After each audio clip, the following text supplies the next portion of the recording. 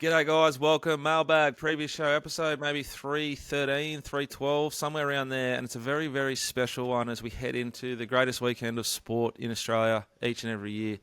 NRL Prelims, AFL Granny, Group 1 racing at the Valley, good racing at Sandown, the Golden Rose in Sydney, NRL Prelims Sunday.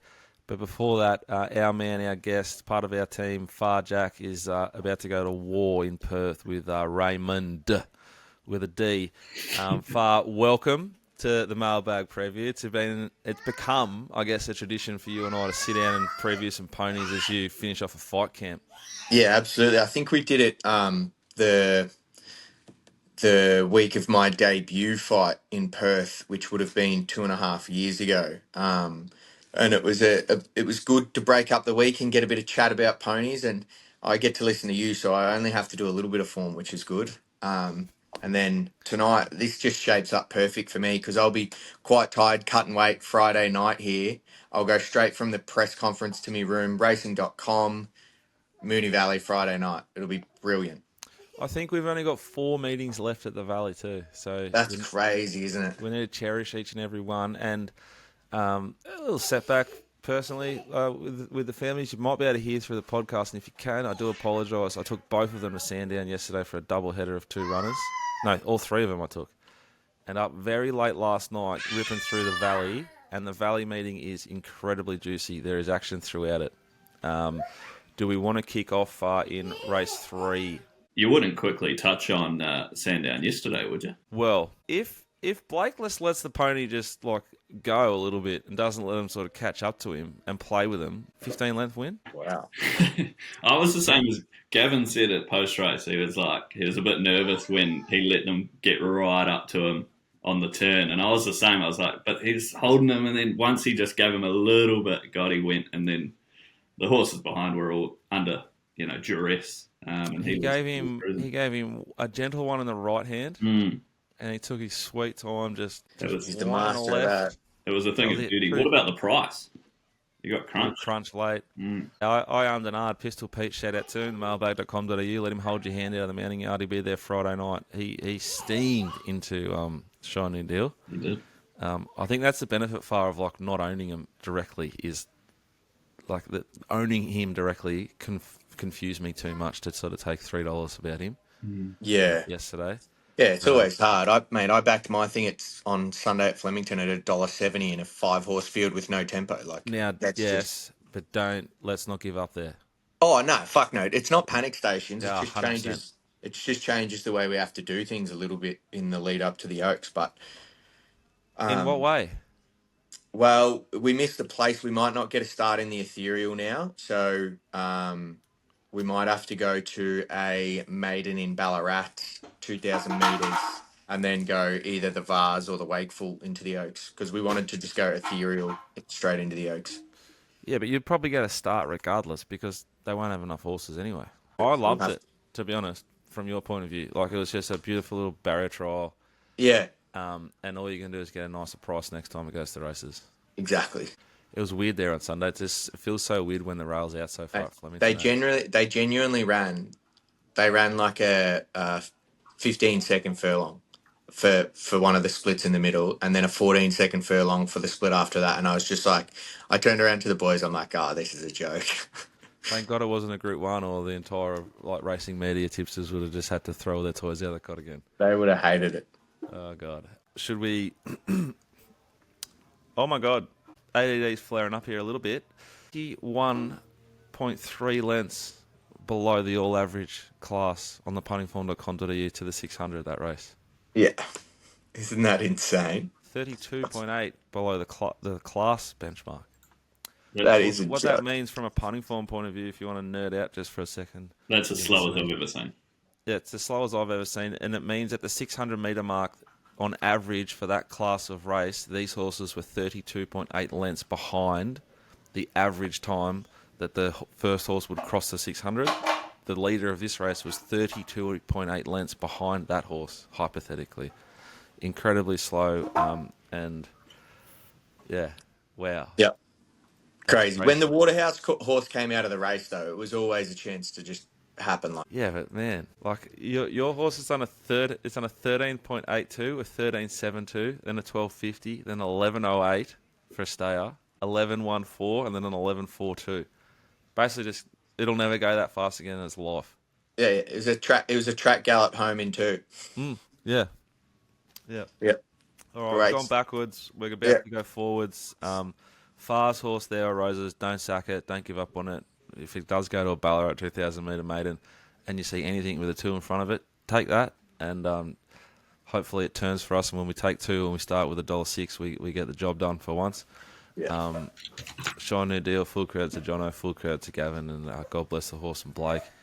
We head to the Valley. It's a hot meeting, beautiful card, small fields, maps everything, and we're going to kick off in race 3, which is the first of the 955 sprints this season, boys. Phar, take it away, my man. We've got Philosopher, Unflinching, Beast Mode, Rich Fortune, Harry Got Styles, Sherzhoff, second up.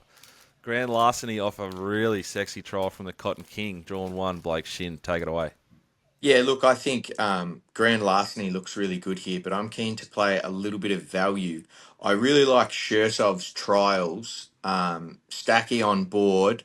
Second up last time at the Valley in a 955-metre race. It was, not far off Oak Hill, which has come out, and obviously Oak Hill SP'd so well in the Moya. So, or was it the Moya or the race before the Moya, the lead up? It was a race before. His SP in Yeah. the Moya was like big, but it was because of his map. Every Yeah, single time that horse has gone the races, he's run enormous in the best races. So it's a exactly. proper So, form reference. yeah, so I think that form reads really well, and I think in this race, barrier 6, he'll be able to get to a good spot, and I'm happy to have a bet each way there. Speed map wise, I thought shows off from 6 rolls forward. Period star, I don't know where, but somewhere. Unflinching only had that one run where it was completely blessed, winning a 955. It might have beat Oak Hill that night. Had map advantage though. Logan Bates rode it, then he rides it again. Beast Mode's the real interesting horse. Blinkers and Zara on, huge ticks. I really like the placement of this horse, and I like the wide draw with King Kong steering. It was going good without winning, and I reckon they've sort of taken the foot off a bit and said, let's just freshen, aim at the 955s. They bookmark, they put blinkers on. It scares the shit out of me. Philosopher's a very hard horse to catch, but it's got ability. I think Grand Larceny deserves to be favourite, but the further you go into the race, it does get trickier and trickier. Rich Fortune Phars off ages, like maybe almost 2 years. Mate, Jono, 2023, yeah. $3.80 SP, got beat at Flemington by a horse called Katsu. The next start, $4 SP versus Ray Magnerio. It's got the form, but where's it at as a 6-year-old mare off a massive spell? Yeah. If I roll and look at the Cotton King's notes for this horse, nice trials, very nice trials. So that's very scary. The tick over for Beast Mode, really nice. And the Grand Larceny trials, really good. Perilous Fighter, Unflinching, very good. I think what you're doing here is sound. You need to sort of go against the grain a little bit if you do want to turn over money because it's such a deep race. Where does Grand Larceny get to? Like, very tricky. I mean, it's Blake Shannon, so we saw what he did yesterday. He's a magician, but from the inside, it gets a bit tricky, especially if you're taking $2.50. I thought. I think that it's a midfield horse, but with Blake on and race 3 first night at the Valley. Like, if you hated it and you're laying it because of where it's going to get to and run, that's a really dangerous way to think. Yeah. Yep. He's capable of jamming a horse into any spot, isn't he? Yeah. All right, the next race we're going to look at, boys, is race number 4. Take it away, Phar. Yeah, look, on Mackay Diva Day, Vinrock was the only proper bet I had, really. I didn't really like much of the meeting, and I absolutely smacked it. Got the chocolates at a really juicy price for that quality horse. And I think he's going to be much too good for this field over 1,600 metres. There's some in there that, have different targets.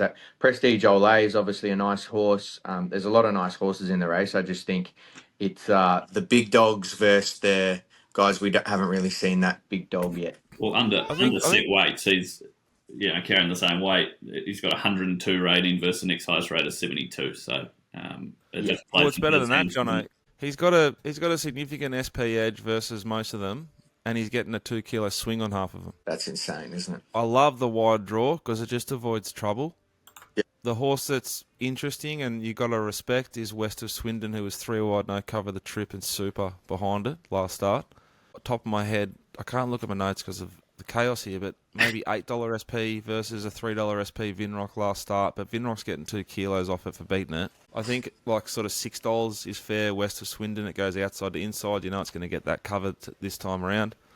Bingy was slaughtered last week, ridden cold when it should have rolled forward. It's an interesting race. I think Ornos has ability, was good but completely blessed. But I'm with Phar. I sort of think Vinrock, and it's that time of year where you might be like one of the greatest weekends of my life. Phar rolling down 2012 granny. Like we went to the valley. We rolled down to the valley. I can't remember what one. It might have been the cleaner one, 2012 or 13, 14. It's all up sort of season, isn't it? You know, you're going to races with the boys, and I think Vinrock's one of those legs of you're all up for your Friday night to kick off the footy. If there's a possible knock, not a knock, but a question, first time valley. But the counter to it is similar to the Grand Larceny case. Is Mark Zara wide draw? It's got tactical speed to roll forward. It would have had a gallop at Moonee Valley, I'd suggest, on Tuesday. If you're confident he handles the valley, $1.90 is a gift, isn't it? Yeah, I think it might be. Yeah. Yeah, I think so.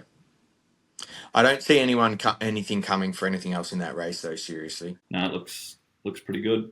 All right, we go to Moonee Valley, 1,200 metre, Group 1, the Manikato Stakes. Grand Final Eve, what a card. This is good field. We've got Lady Shenandoah comes down and draws barrier 10, $2.30. Second favourite Barraquil at 5-1, obviously coming out of 2 on the trot at the Valley. Last one being the Moya.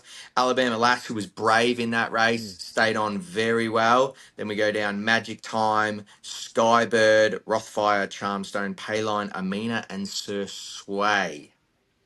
What are your first thoughts, Dicko? Speed map, Rothfire, big jockey switch, held up the Lux key stages in the Moya, suited to 1200, suited the jockey switch, suited the wider draw, Ash on, like, scary stuff. Hate to see it because you want to get rid of a few in this race to really rip and tear, and that's scary. Alabama Lass, agree, super, but suited. Going to be suited again, and very much, I think, John can confirm, but suited up to 1200. Barraquil, you can't knock it at all. It was completely blessed its last 2. It's won both. I think it's a 1200 metre horse. They were both 1,000. It's now at 12. Very hard to knock. Mina and Charmstone are like, got the decent but not the grouse mares fillies form. This is a step up. Palon map's awful for a horse that needs a lot of luck to be winning a race like this. Sir Sway gets the golden switch given 0, like from the draw and the map in the Moya. Going to get a much better run here, and I think if you're a sicko and like first fours and stuff like that, you could probably even throw it in a quaddie just in case it blew you out. Skybird was a car crash, was always going to be. He was heavily backed over 1,000 metres. I don't like it. I didn't like it then, and I was wrong. To 1,200, you just assume is going to help it. The smaller field, you assume is going to help it. And then I'm left with the 2 horses that I really like. The first one's Magic Time. It was better than Miss Rumbini, who was really super, 4 wide, no cover. Rumbini went to this Rupert Clark, was not suited again, and was fucking enormous. Absolutely enormous. That form's proper. Magic Time, I think, is proper. You roll through the Magic Time form on your punting form, and you just see like grouse horses, Jimmy Stars. It's real form and it's recent form. It's like it's flying. And then we get to Lady Shenandoah, boys. Enormous, not suited. Paps, our man's notes like should have won 1,000 metres first up in a good race versus Headwall, who I think is a Group 1 horse. Thankfully, it didn't. I had a flare up and backed Headwall out wide, Jono, while you were away. Just flared up on a Saturday and had a good bet in Sydney. Lady Shenandoah is not a 1,000 metre horse, and it should have beat it over 1,000 metres. It's a Group 1 miler. So 1,200 metres, perfect. The more horses that scratch out of this race, the worse this horse's chances are. It wants tempo. It wants this race to be brutal. The wide draw gives us opportunities to bet here. And I think when you start betting, this thing has to be on your team. I think it has to be part of your Vinrock all up on Friday night. It's a wide draw, but it's James McDonald, and she's potentially a freak. This horse, I think she's very likely like the next sort of superstar of the Australian turf. I don't mind the wide draw first time Valley. Keep her out of trouble. What are we doing with the Kiwi? I mean, I always tend to have a slight gravitation towards them, but I thought she was pretty good there. Over 1,000, 1,200, no issue at all. But I guess the main switch here is she's going to get control, I think. It just depends what Nash does on Rothfire. But if she can get control in New Zealand, her big wins was where she can control at a decent tempo. And I think it's a whole different story if she can do that here. I think like it's a race too, boys, where if you could have Vinrock into Lady Shenandoah for your punters club and the boys on a Friday night, like, you just feel so much better going to this race because it is risky stepping into this horse with a tricky map at the price. Because like, I don't disagree with you, John. Alabama Lass could well win. Rothfire could win. Barraquil can win. Charmstone and Amina might improve. Skybird was huge. Like you can't get rid of many of them at the same time as Steph saying she might be the next coming. Someone will be happy if Charmstone wins. What did they pay? 310 for a 10% share. 310,000 for a 10% share yesterday. Could be a Wow. Yeah, values are at just over 3 mils. So I mean, she's 3.1 million. Jesus. Yeah, she's won a Group 1 already. We know how much those mares sell for. If she can add this one, this could be a good investment. Yeah. Oh, Vinnie Man too. There you go. In this race for me, I'll probably be similar to you, Dicko, in that Vinrock, rock solid. I might have an all up with Lady Shenandoah, but I was at Caulfield before Barraquil had his first run, and I ran into Will Larkin, and I said Barraquil next week, and he said, yeah, 1,000 meters too short, and then the Moya too short, but he goes, this horse is going to be spot on for the Manikato, and that's his target, and that's what's going to suit him best. So, off the form out of his last two races, the map, I'm happy to be with him here. Save a little on that in that multi with Lady Shenandoah, so that if she storms past late, I'm not going to be upset about it, but I'm going to be back in Barraquil. And you just know it's going to be in the running line and get like. I don't see a scenario where Barraquil doesn't get the chance to win this race. Exactly. And winning form at the Valley is good form, isn't it? Like, gets around there. Funnily enough. Remember we were doing whatever content we were doing a while ago, and I was telling you, like, Barraquil's benchmark 78 win at the Valley on Cox Plate weekend or something was better than the good race. Like, it was good then. It's a good horse. It loves Moonee Valley. You can't knock it. He's 8 from 12, and you'd probably still say he's underrated, wouldn't you? Oh, yeah. Absolutely. Yeah. I underrated him first up. I was cuddling him second up as Teddy goes to smack the 55-incher again. Any other races we want to do at Moonee Valley before we head to Sydney and do the Golden Rose, one of the great races all time? Yeah, we'll just do the Golden Rose. Let's go then. Straight into it. Let's rip and tear. It is race 8 at Rosehill on Saturday. It's a $1 million Group 1 for the 3-year-olds. It'll make a stallion unless a filly wins it. It's another decent to strong field. Tempted's all the talk. Woderton gets a little cushy run in behind the speed. Where are we starting, Phar? Oh, look, I just love the Golden Rose. Like, it's just such a good race. And Tempted to the eye, I haven't done the punting form data, but Tempted to the eye looked very, very good, as did Autumn Boy in the other race that it came out of. I'm here, my opinion is pretty basic, and again, I'm happy to forgive last start nepotism. I think that track was, unsuited. The run was just okay, but goes good second up, gets better in the prep. We knew that was going to be the case. Tyler Schiller on gate 3 might get a nice little stuck run there, so I'm happy to have a bet each way on nepotism, but obviously very, very scared of the two favourites. I think they're both awesome horses. Pretty big opportunity for Ethan Brown, eh? Massive. He's flying. He goes so good. So, man, he just doesn't make mistakes, doesn't he? He doesn't fancy up. You see, you love when Blake Shin makes a big move or weaves through or, controls the pace of a race and that sort of thing. But Ethan Brown, he's just the Iceman. Yeah. He just is so smooth. No mistakes ever. and it's impressive. 23% his last 100. He's flying a positive profit on turnover, so he's certainly going well. Yep. Woderton in the Cornwall colours, they'll be looking for a big win for the Wootton Bassett Colts after the week they've had. Rip Wootton Bassett. Imagine how much she's worth if they get a Group 1 with a Wootton Bassett colt. Plenty. Especially this Group 1 as well, particularly. Yeah. Coolmore have a great affinity with this race, don't they? JMac on, Blinker's first time. It's got sniffs of a bit of a win, doesn't it? Big weekend for some of the big riders, eh? Yeah. Friday night. Rosehill or Sandown on Saturday. Yeah. Watch Phar go to work on Raymond Sunday.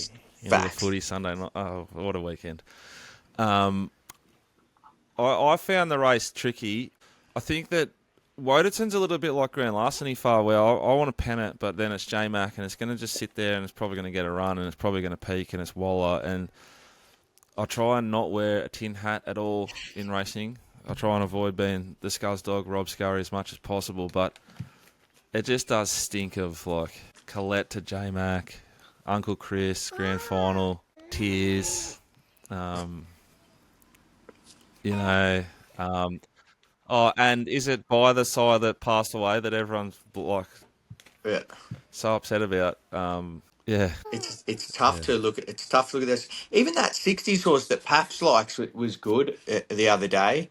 Rivellino goes good third up. It's been in a couple of races where it should have just won. Lees, yeah. He's a Grand Final trainer, Nash Sticks.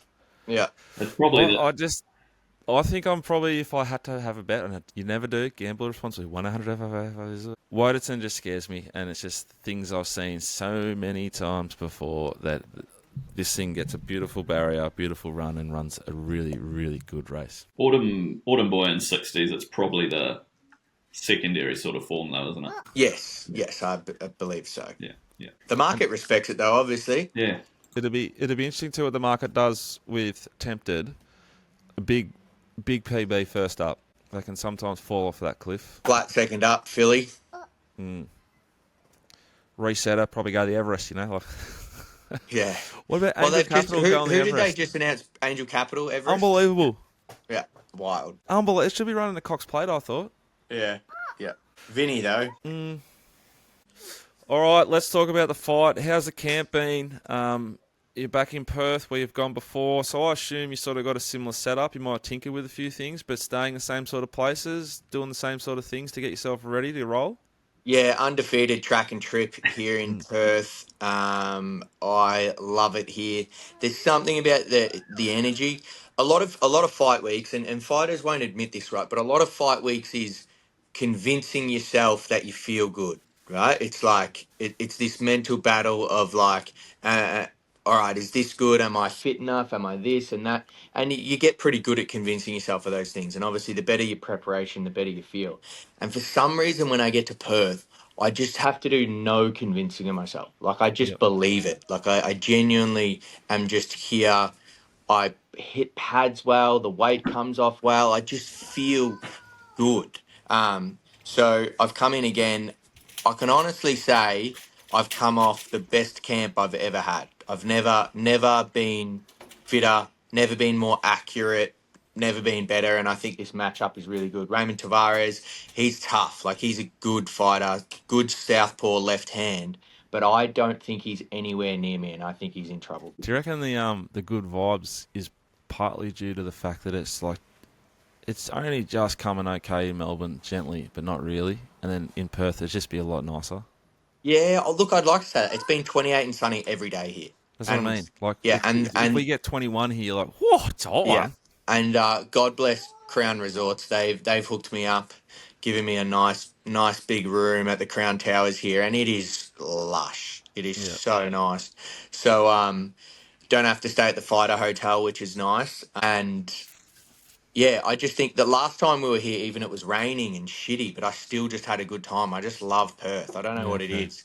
So yeah, I've got open workouts tonight, which is here. So well, it's the first time I've done it. I'm like, I could be the first fighter in the history of the UFC to fall upwards after a loss.